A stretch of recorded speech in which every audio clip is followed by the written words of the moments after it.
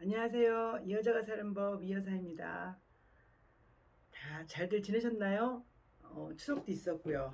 가을도 부쩍 곁으로 다가온 것 같고 아침 저녁으로 바람도 쌀쌀하고 살기는 참 좋은 것 같아요. 코로나만 없으면 그죠?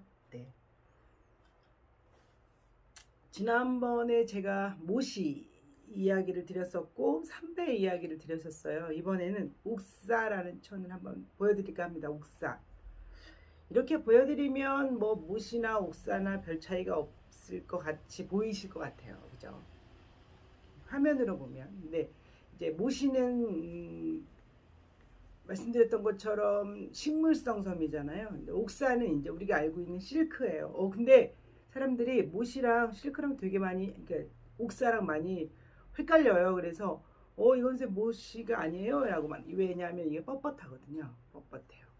실크라고 생각하면 우리가 여기 부드러운 천을 말하잖아요. 그래서 직조에 따라 약간 차이가 있고, 그 다음에 숙명주라고 해서 따뜻한 물에 삶아내면 약간 이제 부드러워지는 게 있는데 뭐냐면 이 섬유를 현미경으로 보면 굉장히 그러니까 유리막대기 같아요. 유리막대기 같은데 이 유리막대기를 그 유리막대기 안에 이렇게 어떤 이렇게 싸고 있는 이렇게 전깃줄을 상상하시면 좋을 것 같은데 전깃줄에 보면 그 선이 이렇게 있으면 이렇게 구리선을 이렇게 싸고 있잖아요. 피막 어떤 피막이 근데 그 막이 세렉틴이라는 단백질이에요. 근데 그 단백질을 이제 단백질은 뜨거운 물에 들어가면 다 녹아버리거든요. 그래서 삶으면 굉장히 부드러워지는 겁니다.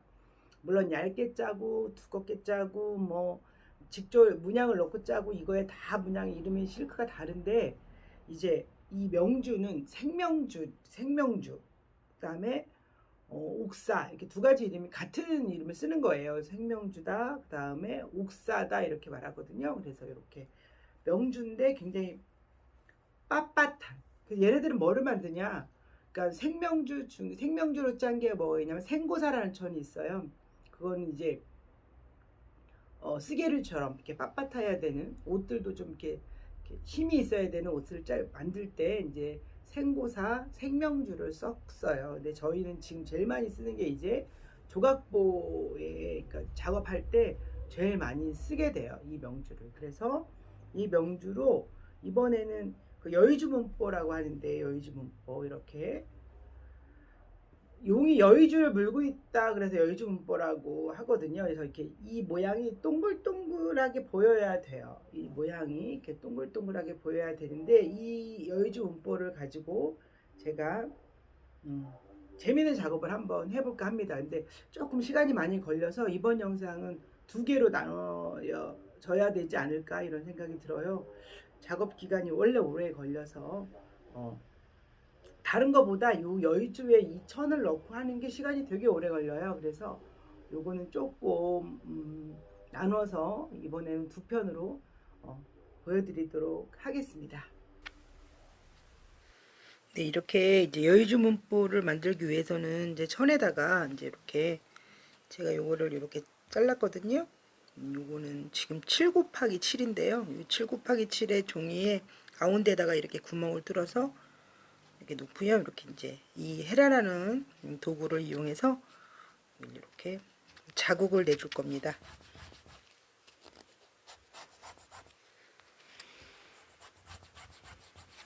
이렇게 사방에 자국을 내준 상태에서 이렇게 이제 이렇게 요거는 초크예요.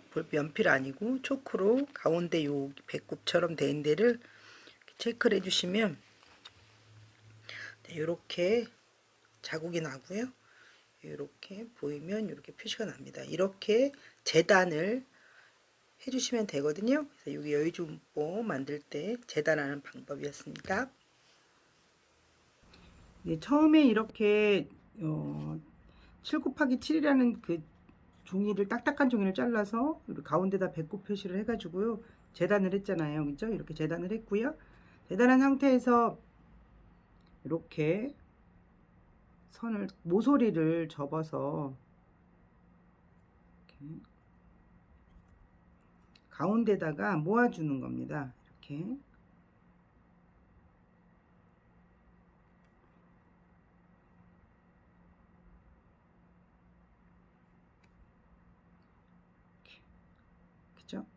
그다음에 다시 이제 반대편에 있는 것을 이렇게 당겨와서 이렇게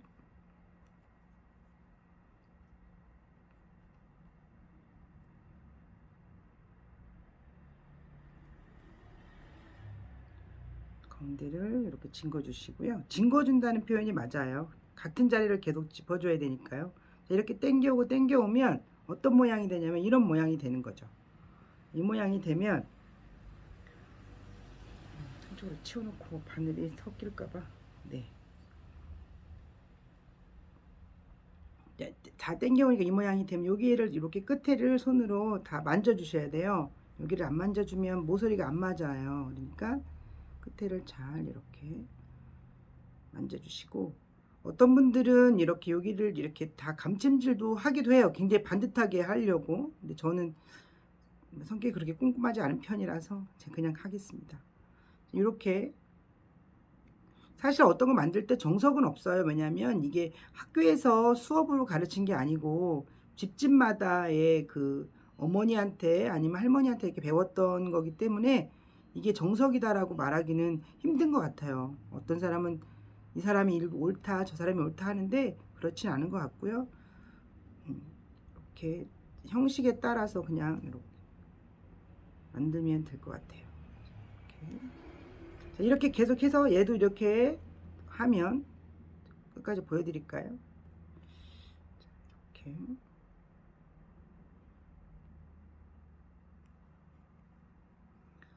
이렇게.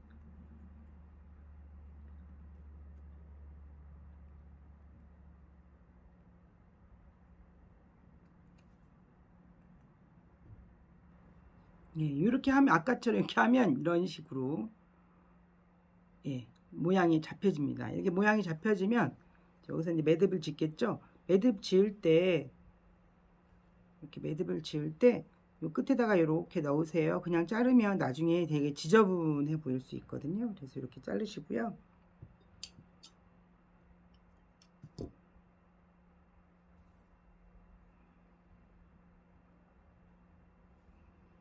이렇게 해서 이제 두 장을 이어야 하거든요. 이렇게 두 장을 이렇게. 그때 여기도 끝에를 이렇게 잘 만져준 상태에서 뒤로 이렇게 뒤로 이렇게 이 정도의 되게 실을 이렇게 뒤로 해서 넣으세요. 이렇게 그 상태에서 여기다가 이렇게 마주 볼 때 이렇게 마주 봐야 되니까요. 그쵸? 이렇게 해서 여기를 끝에를 이렇게 너무 많이 잡지 마시고 이렇게 해서 한번 이렇게 동그라미에 이렇게 넣으세요. 이렇게 넣으시면 고정이 되니까. 그쵸? 이렇게 하신 다음에 여기도 웬만하면 핀으로 고정을 해 보시는 것도 괜찮아요. 끝에를. 자, 이렇게 고정을 하시고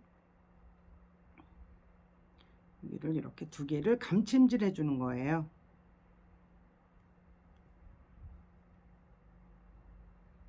이렇게.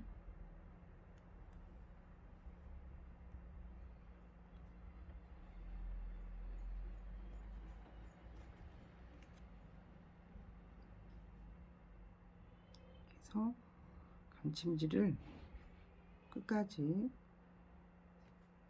해주시면 돼요.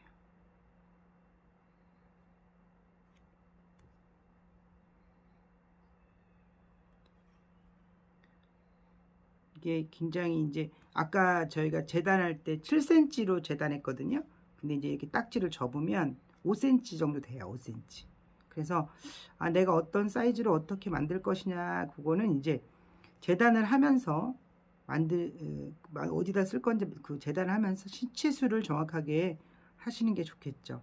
생각보다 천이 되게 많이 들어가요. 얘가 아까도 말했지만 7cm로 자르면 5cm만 남거든요. 그러니까 그리고 좀 딱딱하죠. 다른 조각본을 만들어 놨을 때 그렇게 딱딱하지 않은데 이 친구는 굉장히 두껍기 때문에 어디다 사용할 건지에 대한 정확한 그 활용도가 있으시면 훨씬 효과적인 바느질법이라고 생각합니다.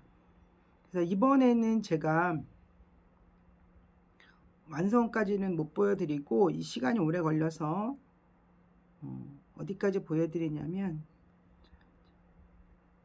이렇게 해서 끝에도 마무리 하실 때도 아까 처음에 시작했던 것처럼 이렇게, 이게 명주실이에요. 그러다 보니까 약할 수 있어요. 이렇게 해서 이거 넣을 때도, 자 여기다 넣을 때도 이 사이에 이렇게 사이에 넣는데, 이 사이에 넣을 때 잘못하면 이 안에 이렇게 보일 수가 있으니까 이게 나중에 여기를 이렇게 입술 이렇게 할 거거든요. 여기 들어가면 안 되니까 이 사이에다가 매듭 처리를 해 주셔야 돼요. 그러니까 이런 데다가 묶는다거나 뭐 이제 그러시면 안 되겠죠. 이게 포인트기도 합니다. 그래서 이렇게 해서 이렇게 있고, 그죠? 이렇게 또 아까처럼 그대로 이었어요. 그쵸? 여기다 또 치수를 똑같이 해서 이렇게 이을 수도 있겠죠. 이렇게, 그죠? 이렇게 있고 하다 보면 이 형태가 되는 겁니다.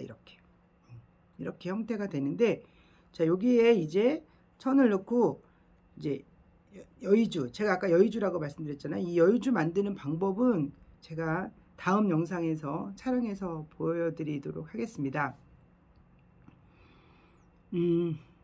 아무쪼록 지금 환절기잖아요. 그죠? 건강 조심하시고, 또 이제 11월 정도가 되면 그래도 위드 코로나라고 그래서 조금은 활동이 조금 자유로워지지 않을까 생각이 듭니다. 그러니까 건강 유의하시고, 또 행복한 마음으로 마음의 병이 생기지 않도록 유의하시고, 다음 영상에서 또 찾아뵙겠습니다. 감사합니다.